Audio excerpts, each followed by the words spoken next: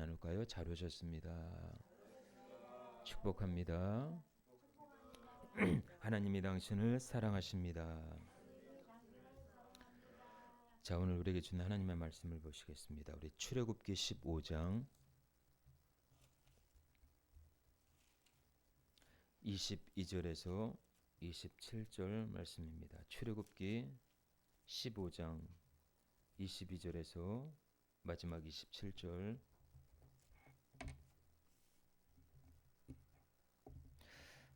자, 우리 한 절씩 교독합니다. 모세가 홍해에서 이스라엘을 인도하며 그들이 나와서 수르 광야로 들어가서 거기서 사흘 길을 걸었으나 물을 얻지 못하고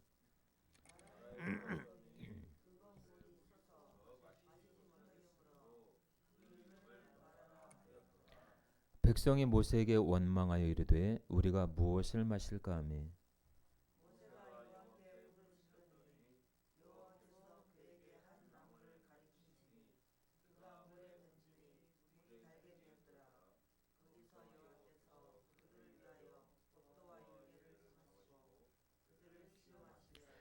이르시되 너희가 너희 하나님 나 여호와의 말을 들어 순종하고 내가 보기에 의를 행하며 내 계명의 귀를 기울이며 내 모든 규례를 지키면 내가 애굽 사람에게 내린 모든 질병 중 하나도 너희에게 내리지 아니하리니 나는 너희를 치료하는 여호와임이라.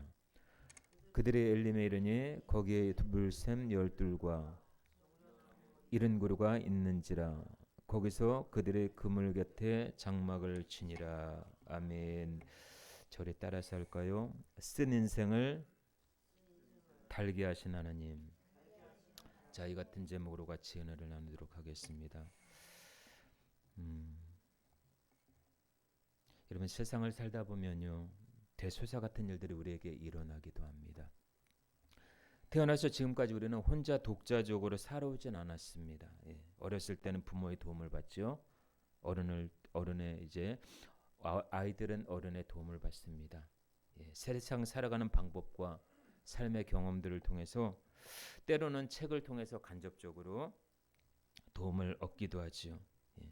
세상 사는 방법이 다 그런 거 아니겠습니까? 잘 될 때가 있으면 잘 안 될 때가 있고 기쁨이 있으면 슬픔이 있고 심을 때가 있으면 거둘 때가 있는 것처럼 우리 인생 가운데 일어나는 모든 일들은 우리가 헤아릴 수 없다라는 것이죠. 때로는 나에게 이런 일은 일어나지 않았으면 하는 일들이 때로는 일어나기도 하고요. 나에게 이런 일이 꼭 있었으면 좋겠다 하는 일들이 때로는 나에게 일어나지 않고 남에게 일어나는 일들도 가끔 보게 됩니다. 네. 세상을 창조하시고 만물을 주관하시는 하나님만이 이 일을 아신다라는 거예요. 예. 그래서 우리가 겪는 모든 대소사는 우리가 알 수 없어요. 하나님만이 알 수 있다라는 거예요.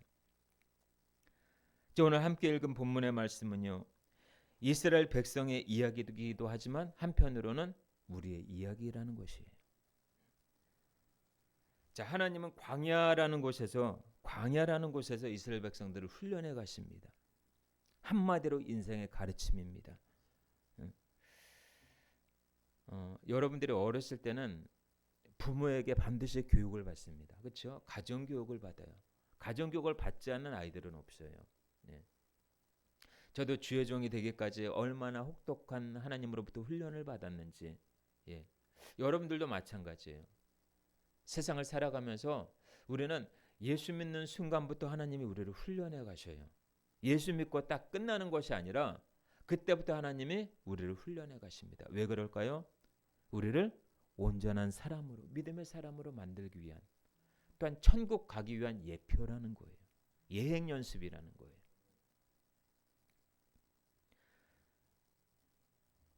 아이들에게 교육이 없으면요, 아이들은 삐뚤게 성장할 수밖에 없습니다. 하나님도 우리 믿음의 사람들을 광야라는 세상에서 다양한 방법을 통해 가르치고 훈련해 가십니다.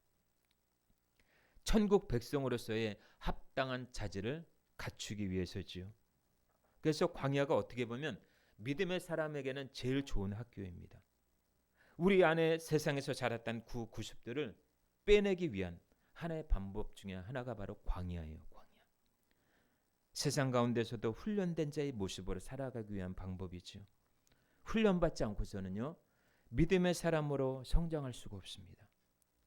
이스라엘 백성들은 애굽의 종살에서 430년이라는 그곳에서 해방돼서 마침내 홍해 바다를 건너고 이 오늘 본문의 수르 광야라는 곳에 3일을 지나게 됩니다. 여러분들 3일을 걸어왔으니 얼마나 목이 타겠어요. 그때 마라나는 곳에 다다랐을 때 그곳에 물을 발견하게 됩니다. 애굽의 종살에서 건져오신 하나님의 이스라엘 백성들을 하여금 애굽의 속성인 기질들이 백성들 안에 있다라는 것을 알려주기 위해 이들을 시험합니다. 여러분 예수 믿기 전에 우리의 성품들은 어땠습니까? 전혀 그리스도인으로 적합하지 않았지요. 그렇죠? 예. 그러나 예수 믿고 구원받은 후에는 하나님께서 본격적으로 우리의 모난 성품들을 하나하나씩 다듬어 가십니다. 그것이 바로 훈련이에요. 광야 훈련. 먹을 것 없고 마실 것 없이 오로지 하나님만 의지할 수밖에 없는 상황에까지 하나님은 인도하신다라는 거예요.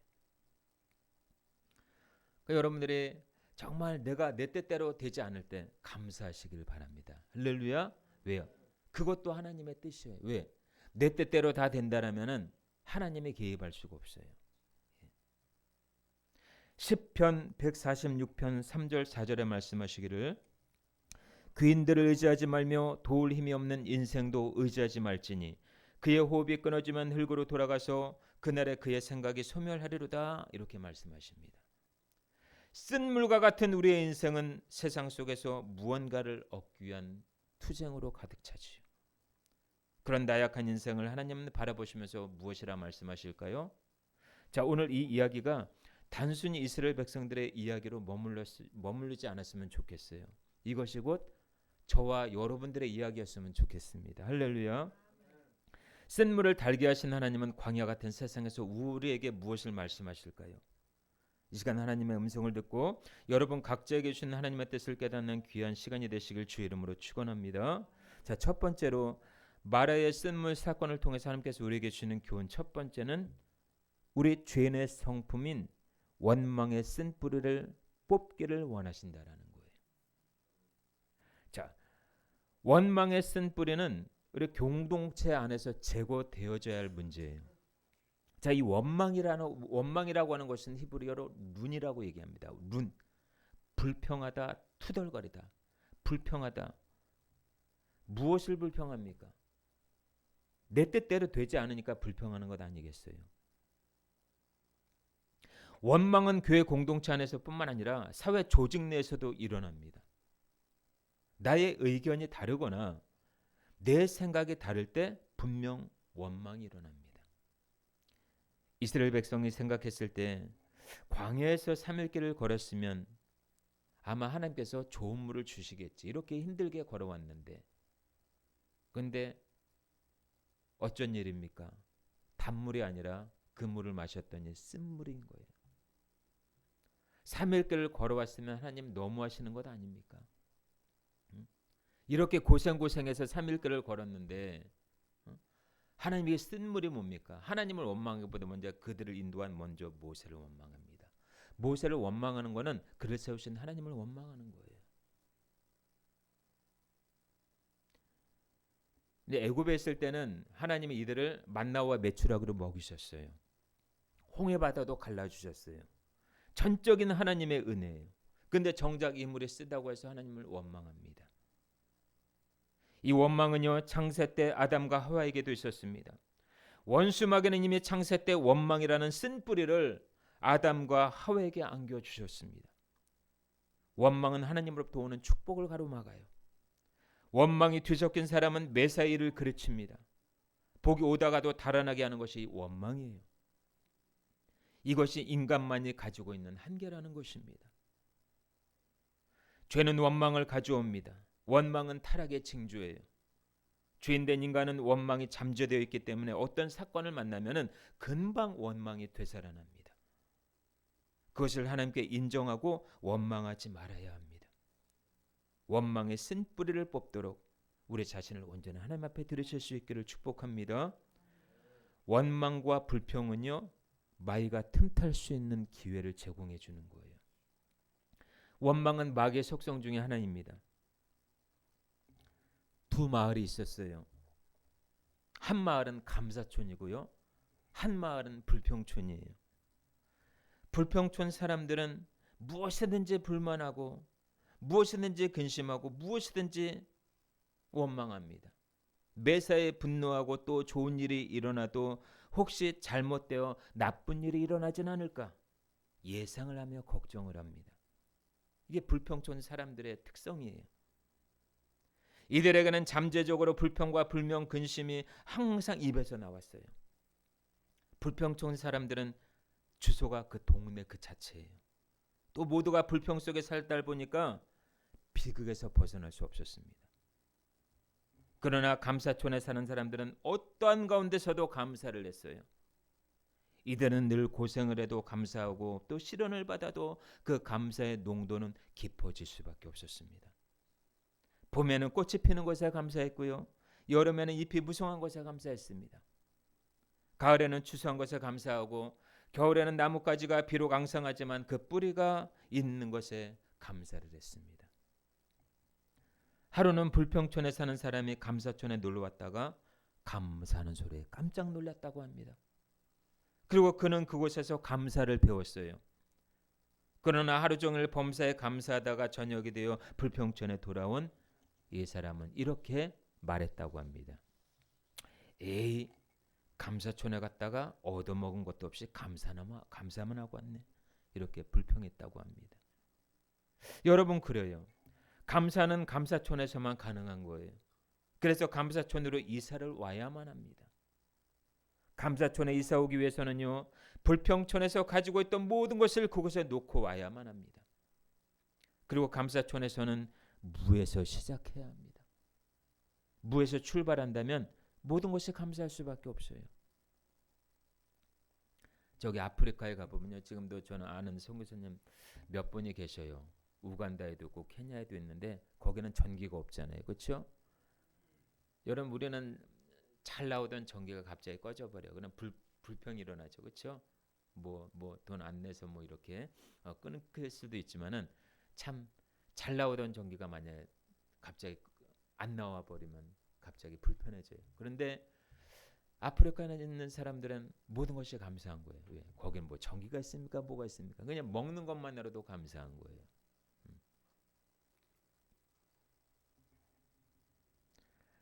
옷 한 벌, 밥 한 끼가 있는 것에 감사합니다. 불평초는 내가 가지고 있는 나 위치를 생각하는 나의 마음이에요. 감사초는 바로 내가 아무것도 아니라는 것을 생각하는 나의 마음입니다. 디모데전서 6장 7절 8절에 말씀하시기를 우리가 세상에 아무것도 가지고 온 것이 없음에 또한 아무것도 가지고 가지 못하리니 우리가 먹을 것과 입을 것이 있은즉 족한 줄로 알 것이니라. 아멘. 여러분 우리가 십자가의 죽음을 경험하지 않고서는요. 이 원망의 좀처럼 쉽게 우리 안에서 빠져나가기가 힘들어요. 여러분들 무엇 때문에 우리 안에 원망이 생기는 것일까요? 그 원망의 이유가 뭘까요? 깊이 들어가 보면요. 깊이 들어가 보면은 우리 안에 욕심이라는 것이 있어요. 욕심. 예. 원망과 불평은 우리 안에서 예수의 이름으로 물리쳐야 합니다.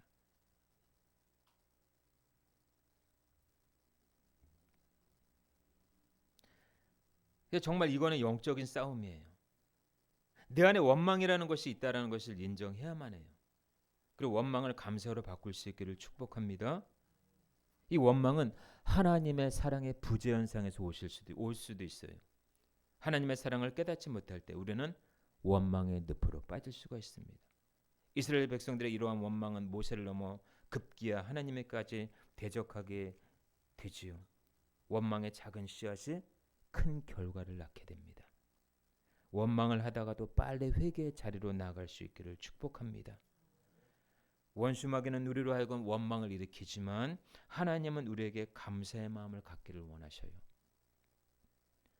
때로는 사람을 보며 원망하고 환경을 보며 원망하고 세상을 보며 원망합니다. 원망의 이면에는 인간의 욕심이 자리 잡고 있습니다. 내 중심적인 사고방식, 내 중심적인 가치관, 내 중심적인 신앙, 내 중심적인 삶, 이 모든 것들이 우리의 자신을 괴롭게 한다라는 것입니다. 민수기 21장에 보면은 이스라엘 백성들이 하나님 앞에 원망하다가 불뱀에 물린 사건이 나오지요.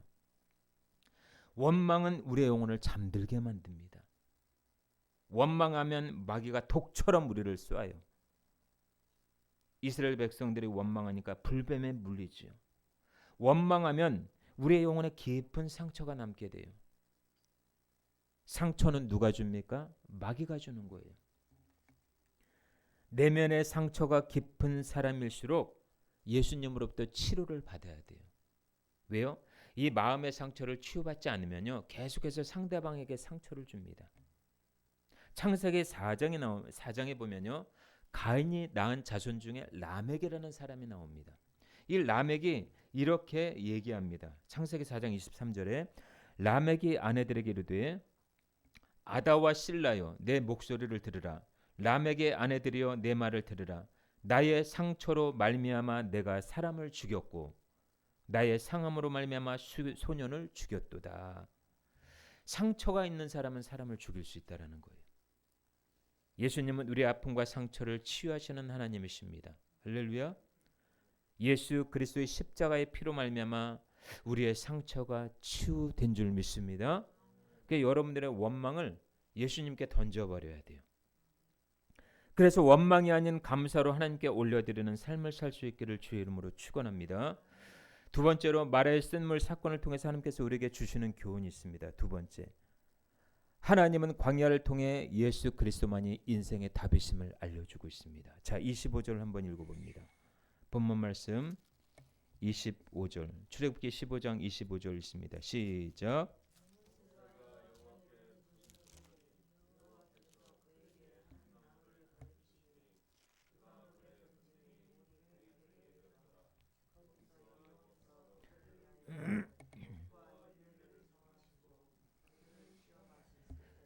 아멘. 자, 한 나무를 지시하셨다라고 말씀하고 있습니다. 자, 이스라엘 백성들이 말에 물이 있어서 먹지 못하니까 모세를 원망하지요. 이 모세가 하나님께 부르짖으니까 하나님께서 한 나무를 지시하셔요.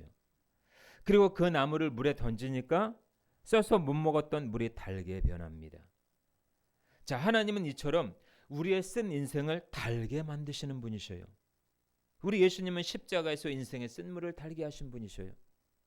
그 나무가 바로 십자가라는 거예요. 인생의 어떠한 쓴물을 만나도 여러분은 그 쓴물을 달게 하시는 예수님을 의지할 수 있기를 축복합니다. 하나님께서 왜 하필이면 이들을 수르 광야로 인도하셨을까요? 마라라는 그곳이 이들을 시험하기에 적합한 장소였기 때문에 그래요. 하나님은 우리의 삶을 매일매일 인도해 가십니다. 그런 가운데서 원망의 요소들은 없는지 우리 자신을 시험하신다라는 거예요. 우리의 가장 멋진 모델은 바로 예수님이시죠. 하나님은 우리의 신앙을 가끔 체크하신다라는 거예요. 나의 믿음을 가끔 체크하신다라는 거예요. 그것을 시험한다 이렇게 얘기합니다.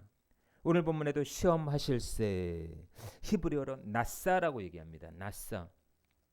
하나님께서 고난과 역경을 통해서 이들의 신앙을 알아보는 거예요. 이들의 믿음이 어디까지 왔는지 알아보는 거예요. 하나님은 우리의 신앙이 진짜인지 가짜인지 달아보십니다. 자, 스가랴서 2장에서는요. 측량줄 환상이 나옵니다. 하나님께서 스가랴 선지자에게 측량줄 환상을 보이시면서 이스라엘 백성들의 신앙이 이렇다라고 얘기합니다. 하나님의 측량줄에 우리의 신앙이 미치지 못하면 어떻게 될까요? 스가랴에서는 측량줄 환상이 나오는데 스가랴 2장 4절에 이렇게 얘기합니다. 이르되 너는 달려가서 그 소년에게 말하여 이르기를 예루살렘은 그 가운데 사람과 가축이 많으므로 성곽 없는 성읍이 될 것이라 하라 이렇게 얘기합니다. 성곽 없는 성읍은 성읍이 아닙니다. 하나님이 없는 심령은 더 이상 축복받은 심령이 아니에요. 성곽 없는 심령은 빈 껍데기에 불과합니다. 겉은 멀쩡한데 속은 썩은 것, 우리의 신앙이 이러면 안 된다라는 거예요. 송장 썩는 시체는요 파랫대가 날아들기 마련입니다. 그래서 신앙생활은 배워가는 거예요. 교회 공동체 안에서 서로 섬기고 나누는 법을 배웁니다.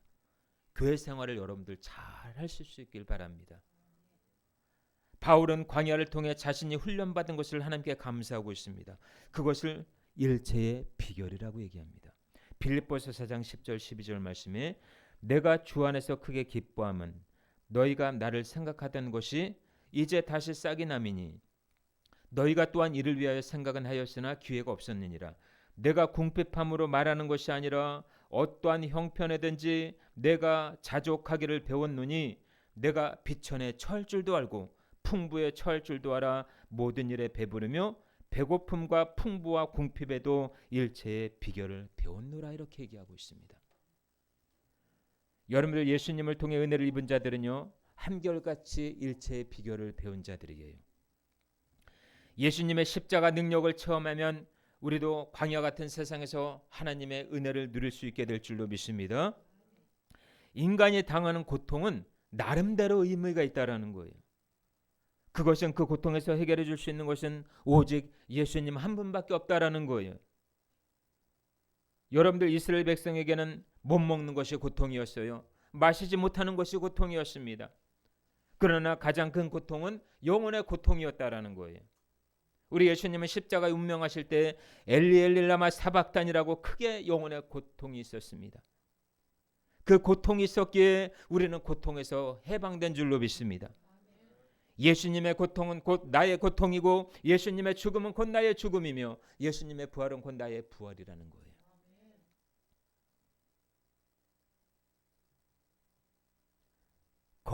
겪지 말아야 될 그 고난을 그 고통을 예수님이 친히 자원해서 겪으셨습니다. 우리를 위해서. 그러므로 예수님은 저와 여러분의 한 나무가 되시는 겁니다.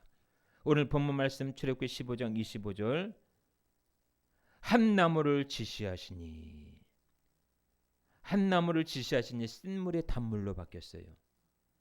여러분 예수님을 여러분들 초청하시고 예수님을 늘 여러분들의 삶의 중심에 모실 수 있기를 바랍니다. 그래 여러분의 인생의 쓴물과 같은 문제가 반드시 해결될 줄로 믿습니다. 세 번째로 말의 쓴물 사건을 통해서 우리에게 주는 교훈이 무엇일까요? 순종하기를 원하신다라는 거예요. 26절 한번 읽어보겠습니다. 26절 15장 26절 시작. 이르시되 너희가 너희 하나님 여호와의 말을 듣고 순종하고 내가 보기에 의를 행하며 내 계명에 귀를 기울이며 내 모든 규례를 지키면 내가 애굽 사람에게 내린 모든 질병 중 하나도 너에게 내리지 아니하리니 나는 너희를 치료하는 여호와임이라. 아멘. 여호와의 말을 들어 순종하고 이렇게 얘기하고 있습니다. 말에서 은혜를 베푸신 하나님은 그들을 통해서 율례와 법도를 정하시죠. 그리고 그들을 시험하시는데 뭐라고 그럽니까? 너희가 나의 말에 순종하면 이렇게 조건을 달고 있습니다. 여러분들 우리가 하나님께 순종하지 않는 것이 문제이지 순종만 하면 인생이 펼쳐진다라는 것이 축복의 인생사가 펼쳐진다라는 것입니다. 우리가 당하는 고통과 불행과 시련과 환난은 우리 인간이 막을 수 없는 영역이에요. 하나님을 가까이 하고 그 말씀에 순종하는 것이 복받는 첫 번째 비결임을 깨닫게 되시길 주의 이름으로 축원합니다. 말씀을 가까이 하지 않는 것은 하나님을 가까이 하지 않는 거예요. 하나님을 가까이 해야 하나님도 우리를 가까이 하십니다. 야고보서 4장 8절에 말씀하시기를 하나님을 가까이 하라 그리하면 너희를 가까이 하시리라. 아멘. 죄를 가까이 하고 세상을 가까이 하고 돈을 가까이 하는 인생은 이미 실패한 인생입니다. 하나님을 가까이 하고 예배를 가까이 하고 기도를 가까이 하고 말씀을 가까이 하는 인생은 앞으로 넘어져도 코가 깨지지 않아요. 하나님께서 손해를 보지 않는 인생을 살게 하십니다. 이러면 하나님 앞에 순종할 수 있기를 축복합니다. 아브라함은 독자 이삭을 제물로 바쳤습니다. 아브라함에게 있어서 가장 소중한 것은 독자 이삭 아들을 바치는 거예요.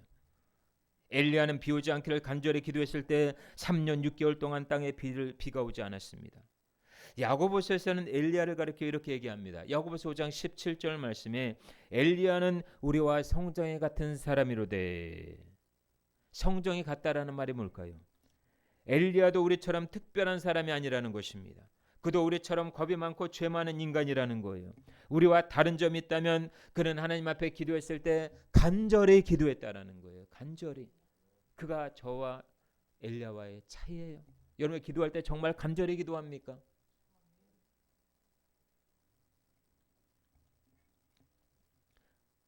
하나님께 순종하면 우리의 신앙이 간절해질 수밖에 없습니다. 순종은 제사보다 낫습니다. 수십 번 예배를 드려도 하나님께 순종하지 않으면 불효예요. 절대 순종의 본을 보이신 예수님을 따라 우리도 순종의 법을 배울 수 있기를 축복합니다. 히브리서 5장 8절 10절에 말씀하시기를 그가 아들이면서도 받으신 고난으로 순종함을 비워서 온전하게 되셨은즉 자기에게 순종하는 모든 자에게 영원한 구원의 근원이 되시고. 아멘. 아멘. 말씀에 순종하는 것이 참 어려워요. 아멘 하는 것이 그렇게 참 어려워요. 우리는 원래 말씀에 불순종하기로 마음먹고 태어난 존재입니다. 그러니 우리 하나님이 얼마나 우리를 오래 참고 계셔요. 순종하라고 해도 순종하지 않잖아요. 우리가 죽으라고 안 해요. 죽으라고. 예. 저도 속 터지는데 우리 주님 얼마나 속이 터질까. 우리 안에 이런 불순종의 쓴뿌리를 뽑아버릴 수 있길 주의 이름으로 축원합니다. 예수님처럼 십자가에 죽기까지 순종하셔서 저와 여러분의 믿음의 역사를 이루어가는 귀한 은혜가 있기를 주의 이름으로 축원합니다. 마지막 네 번째로요. 말의 쓴물 사건을 통해서 하나님께서 우리에게 주시는 교훈이 뭘까요? 하나님은 우리를 위해 엘림의 축복을 예비하셨다라는 거예요. 자, 27절 한번 읽어봅니다. 27절 시작. 그들이 엘림에 이르니 거기에 물샘 열둘과 종려나무 이른 구루가 있는지라 거기서 그들의 그물 곁에 장막을 치니라. 아멘. 여러분들 엘림은 오아시스와 같은 곳입니다. 광야 사막에서 오아시스를 만난다라는 것은 불가능한 일이에요. 그런데 우리 하나님을 믿고 순종하는 자들을 통해서 하나님은 엘림의 축복을 예비하셨다라는 것입니다. 누구나 엘림의 축복에 이르는 것이 아닙니다. 하나님의 말씀을 들어야 돼요. 주의 깊게 귀담아 들어야 합니다. 하나님께서는 저와 여러분들을 위해서 법도와 율례를 정하셨습니다. 엘림에 이르기까지 우리는 하나님으로부터 신앙 점검을 받게 돼요. 순간순간. 여러분 자동차 다 있죠? 자동차 다 있으시죠? 예. 자동차도 자동차 검사 받는 날이 있어요. 안 받으면 벌금을 물게 됩니다. 우리의 신앙도 하나님께서 가끔 점검을 받게 하십니다. 그것이 뭐예요? 신앙 점검. 신앙 점검을 통해 엘림이라는 곳에 이르게 되죠. 영적인 엘림, 수고한 자가 받는 분깃입니다. 고난 후에 영광이 있듯이 엘림은 영적 평안의 장소입니다. 마음을 달래고 마음이 쉼이 있는 곳이 바로 엘림이에요. 하나님은 우리를 엘림에 이르게 하셔요. 가정도 엘림으로의 축복이 있기를 축복합니다. 여러분의 일터에도 엘림의 축복이 있기를 바랍니다. 아멘을 왜 안 하십니까? 여러분의 일터에도 엘림의 축복이 있기를 축복합니다. 가정에도 엘림의 축복이 있기를 축복합니다. 여러분의 삶에도 엘림의 축복이 있기를 축복합니다. 신앙생활은 훈련이며 천국 가는 예행 연습이에요. 죄악 많은 세상에서 우리의 신앙이 변질되지 않기를 바랍니다. 여러분 오래 살아도 70, 80이에요. 누구나 죽음 앞에 섭니다. 누구나 하나님의 심판대 앞에 선다라는 것을 기억하셔야 돼요.